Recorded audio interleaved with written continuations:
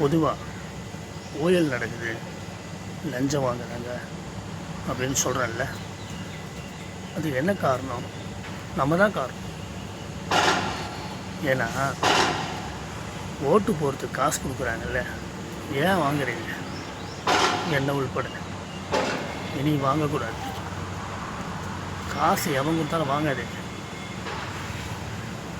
உங்களுக்கு பிடிச்சவங்களுக்கு நீங்கள் ஓட்டு போடுங்க, எனக்கு பிடிச்சவங்க நான் ஓட்டு போடுறேன். ஆனால் காசு வாங்காமல் போடுங்க. நீங்கள் காசு வாங்கி போடும்போது ஒரு வேட்பாளர் ஒரு தொகுதிக்கு 20 கோடி 30 கோடி செலவு பண்ணுறான். அதை கடன் வாங்கிட்டு செலவு பண்ணுறான்.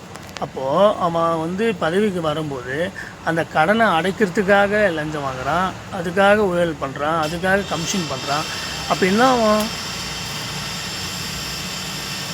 அவனுக்கு கெட்ட பேர் ஆவது ஒரு பக்கம் இருந்தாலும் நம்மளுடைய வரி பணம் கொள்ளடிக்கப்படுது.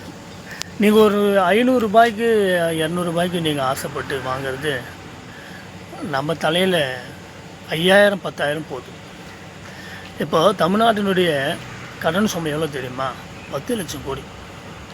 10 லட்சம் கோடி கடனை வச்சுக்கிட்டு தமிழ்நாடு முன்னேறிய மாநிலம், இந்தியாவில் 2வது இடத்துல இருக்குது. மகாராஷ்டிராவுக்கு அடுத்தது நம்ம தான் இருக்குன்னு சொல்கிறாங்க. ஏன் கடன் வாங்குறீங்க? உங்களை யார் இலவசம் கேட்டாங்க? இலவசம் கொடுக்காதீங்க. கடன் 10 லட்சம் கோடி இருக்குதுன்றதுனாலே விலைவாசி ஏற்றுறீங்கல்ல, அதை அடைக்கிறதுக்கு என்ன வழி பண்ணுறீங்க? என்ன வச்சுருக்கீங்க? எல்லாம் இலவசம். வேலைவாய்ப்பு இல்லை, ஆனால் இலவசம். வேலைவாய்ப்பு இருந்து அதில் வர வருமானத்தை வச்சு குடும்பம் பண்ணுறதை விட்டுட்டு நீங்கள் ஒரு 1000 ரூபாய் 2000 ரூபாய் இலவசம் கொடுத்துட்டு அதனால் கவர்மெண்ட்டுக்கு தானே கடன் சுமையாகுது. எனக்கு தெரிஞ்சு யார் ஆட்சிக்கு வந்தாலும்